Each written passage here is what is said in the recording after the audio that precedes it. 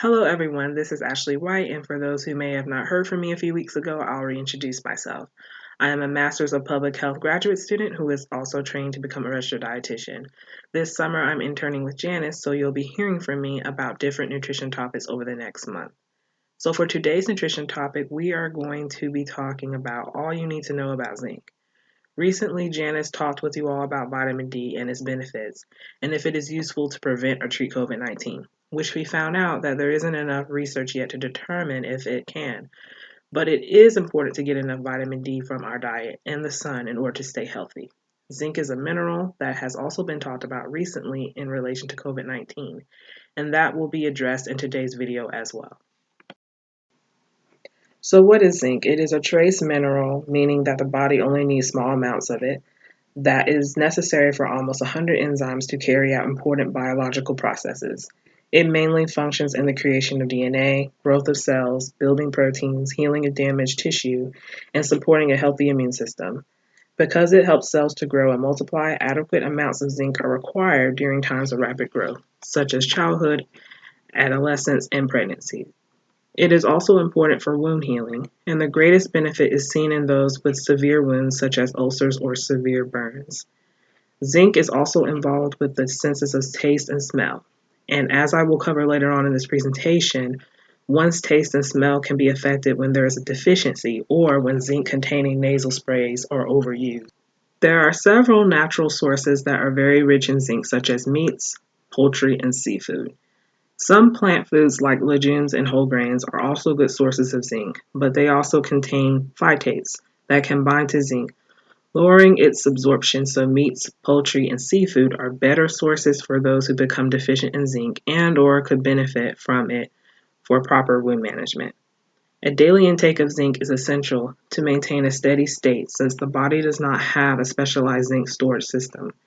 As long as the foods mentioned previously and on this slide are incorporated into one's diet, then you should be consuming the amount of zinc needed to keep your body processes running properly. Zinc is also found in many cold lozenges and some over-the-counter drugs sold as cold remedies. And of course, it can be found in supplement form. Later on in the presentation, I will discuss if zinc cold lozenges and sprays are impactful when dealing with COVID-19. Zinc deficiency is rare in the U.S. and is usually seen in those who do not absorb zinc well due to digestive disorders such as inflammatory bowel diseases or who have undergone gastrointestinal surgery. Those with chronic liver or kidney disease are also at risk. Other groups at risk include pregnant women, those with sickle cell disease, and vegetarians and vegans. Excessive or prolonged diarrhea can lead to a zinc deficiency, as well as severe conditions with increased zinc needs like burns and sepsis, which is an infection caused by harmful bacteria entering the bloodstream. Zinc is more easily absorbed when taken in smaller doses and in those who are deficient in the mineral. As mentioned on the slide, some signs and symptoms of zinc deficiency include hair loss, impaired vision, loss of taste or smell, poor appetite, depressed mood, delayed wound healing, skin ulcers, and acne. Zinc deficiency can lead to impaired development in children, pregnancy complications, and immune system dysfunction. Zinc toxicity is another issue that rarely occurs, but is usually due to excessive supplement use. Some signs of zinc toxicity include nausea, vomiting, poor appetite, abdominal pain or cramping, headaches, and diarrhea. Also, high zinc supplement intakes can inhibit copper absorption, which may produce copper deficiency and can lead to an associated anemia. So it is best to consume zinc via the diet. Similar to vitamin D, research has found that those who have low levels of zinc in their blood are more prone to having increased risk for developing infections. There is some research showing that zinc lozenges may be helpful in decreasing cold symptoms, but they cannot prevent colds.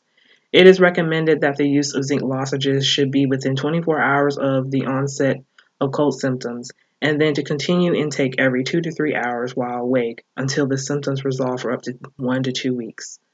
Any longer than this recommended amount of time could lead to a copper deficiency, as mentioned previously. And as for zinc-containing nasal sprays, they are not recommended since they may cause a loss of smell in those who overuse them. And in some cases, this loss of smell has been found to be irreversible. Furthermore, there is not enough evidence to determine whether zinc can indeed decrease the risk of developing infections such as COVID-19, since this is a new virus that is still being extensively studied. So, as mentioned earlier, it is best to focus on consuming foods rich in zinc to keep oneself healthy. And that's all I have for you today. I hope that this presentation helped you all learn more about how beneficial zinc is. If you have any questions, comments, or suggestions, please reach out to Janice or myself via email. Thank you so much for watching.